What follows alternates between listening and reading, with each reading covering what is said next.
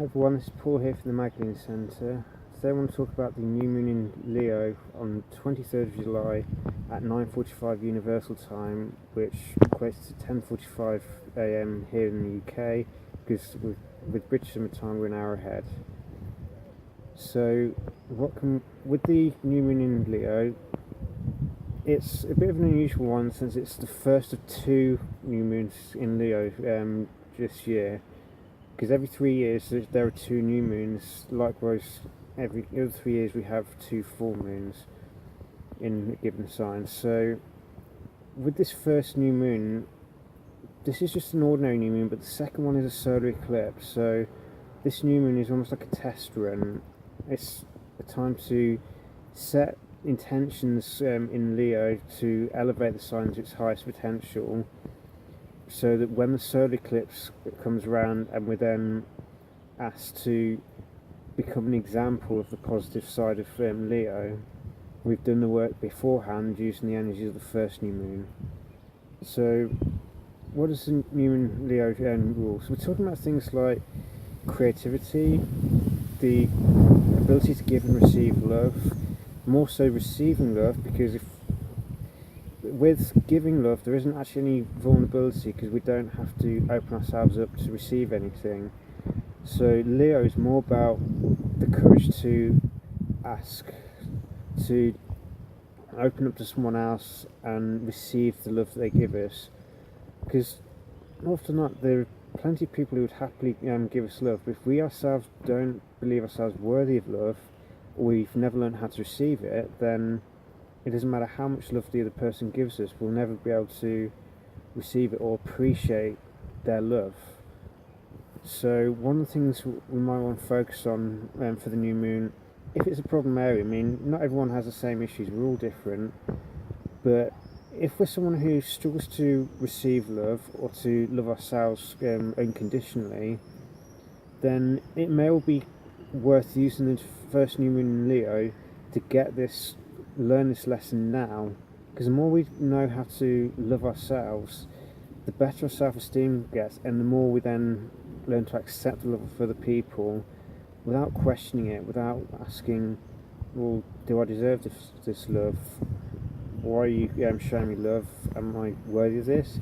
Because if we love ourselves, then receiving love of other people is a natural progression of that. We don't have any internal hang-ups about whether we're worthy of love. So when someone freely gives us love from the heart without any attachment or any control issue behind it, then if we can do that, we have no issue receiving love, because receiving love is generally a lot harder to do than give it, because giving it requires virtually no vulnerability. You can give it and you don't have to show yourself, but to receive love takes a lot more courage, because we have to open ourselves up and know that we're worthy of the love to begin with. Which, the thing is, we're all inherently worthy of love. No one is born believing that they're unlovable. We all are naturally born with the ability to love others and receive love. It's something that becomes conditioned. So if we've been conditioned to believe ourselves unlovable, then it's time to really question this and find out, why do we deem ourselves unlovable, and what can we do to overcome this, so that when the solar eclipse in Leo occurs, we're then in a strong position to be a good example of the high version of Leo. Another thing to think about is, what is our attitude to play? Are we someone who is naturally playful, is happy to play and mess about, and have no guilt over it whatsoever, as long as of course we take responsibility for our lives? We're not just being irresponsible and childish without thought for others. But if we know how to be playful and we can enjoy it without feeling guilty of messing about with friends, with loved ones, then great. But if we don't know how to do it, then it's time that we question, what is our underlying attitude to play? Do we believe it's something frivolous and less than a waste of time, or do we see it as a fundamental part of being a human being? Because the thing is, if you look at children who they come under Leo, kids, especially youngsters before primary school, they've got no issue with playing. That's just how they live. It makes perfect sense to them. And being all serious, unless of course they're acting, but being serious is just doesn't make sense to them. Why take life so seriously when life is so magical? Life is full of opportunities to play, to be creative, to imagine things, to embrace our imagination and channel that imagination through play. So if for whatever reason we don't allow ourselves to play or have creative outlets, then this is something that we may want to set an intention of, so that we can lighten up. Because the more we can lighten up, the less we judge other people for playing about, and the more we may actually appreciate them for their playful nature, rather than judging them harshly for not wanting to live life so seriously. So this is another area to work on. And Leo's also things like emotional warmth, generosity, creativity and loyalty. So these are all areas that we may decide to set new intentions on if we have issues. So, because Leo is a sign of royalty, it's the lion. It's that innate knowing that we are worthy, that we are the centre of our own lives. So it's learning to take centre stage with our own lives, rather than giving up on living the life of our dreams and instead just doing what everyone else tells us to do without taking charge of our own lives. So it's important, because the North Node is in Leo as well, so Leo is going to be a major theme around this time for multiple reasons, and it's important that we learn to take centre stage within our own lives again and take responsibility for nurturing that divine spark within us, because every single one of us is a spark of the divine, but if we don't nurture it, then it's just a spark. It doesn't. If we don't engage things like play to add wood to that spark, we don't get fire. And Leo is a fire sign. The more we embrace our creativity, the more we nurture it, the more fire there is, the more heat there is, and the more we can show emotional warmth to one another. But tapping into that creativity and throwing it onto the spark to keep it going and turn it into a blazing fire of creativity, that is the key thing that we need to do. It's important to remember that the creative energy isn't ours as such, it's the divine creative force that flows through every single one of us. So we don't own it, but the more we can accept it and become an instrument for it, the more creative we can become, because we're tapping into that creative force flowing through us at any given moment and channeling it into positive expressions, whether this be art, poetry, acting, because Leo at its best recognises that all the world's a stage and each one of us is merely players. So the more we can embrace play, we don't take our roles so seriously, we don't see our lives as our roles, we just see them as something that we pick up every now and again, but we drop it when it's no longer required and move on to the next bit that we do.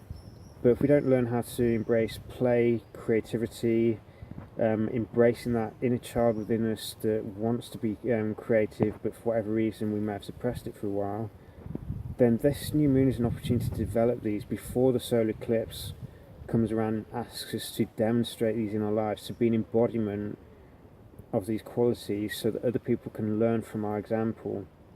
Because we can either do the work now so we become a positive example of Leo, or we can fail to do the work and we teach people through a negative example. So rather than being someone who is very creative, playful, shows emotional warmth, encouragement to other people, freely gives and receives love, and lightens the hell up rather than taking life seriously, or we can be someone who doesn't embrace our creativity.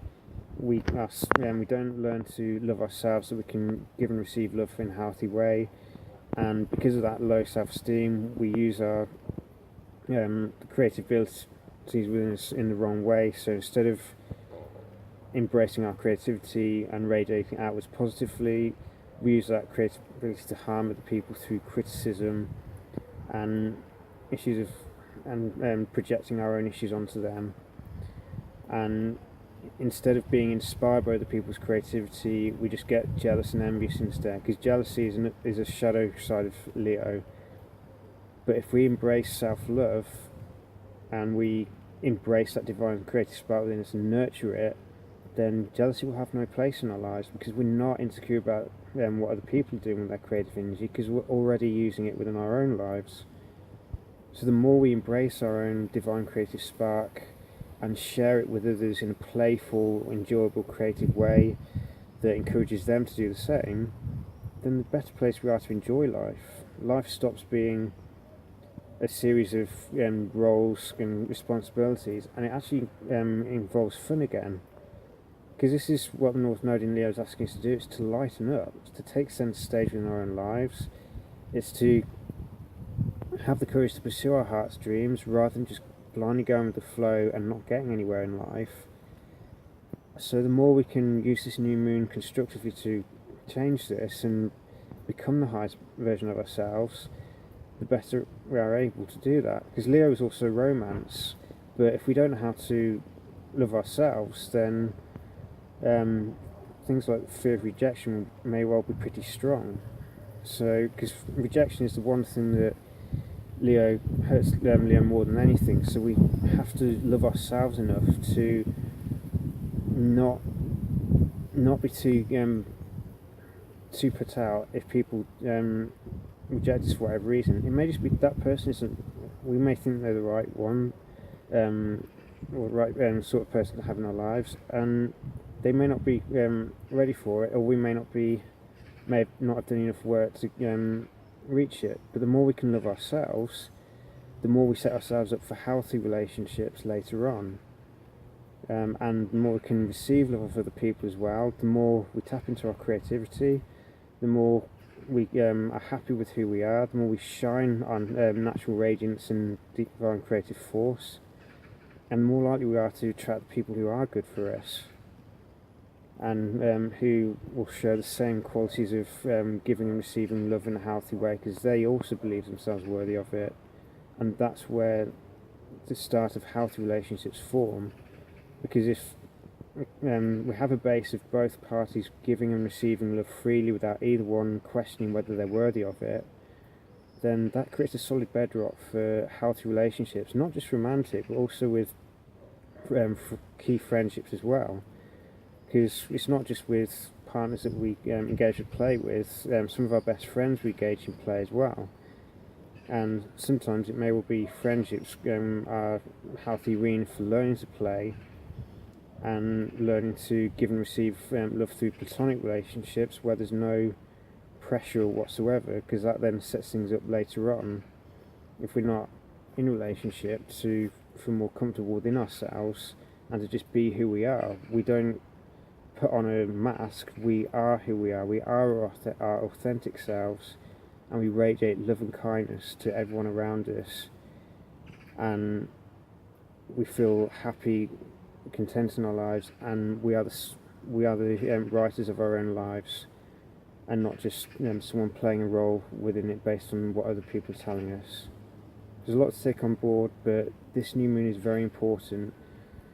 It's also square Uranus, so the actual exact square will be before the new moon. It's weakening at this stage, but Uranus is our sense of self-identity, so we may, at the same time as all this work on self-love and creativity, we may also get some revelations about our deepest ourself and realise that there's more to ourselves than we realise, because Uranus is about awakening to the I am. It's awakening the ego, but it has to be done in a constructive way, that we don't base our identity on our ego. We see it as a key part of ourselves, but we see there's far more to us that we can awaken and use revelations. And the more we can connect to a higher power and understand who we are, the better able we are then to radiate our divine creative force outwards, and to embrace that divine creative spark through knowing the self, knowing the deeper parts of ourselves as well, and embracing change and revelation from the higher mind.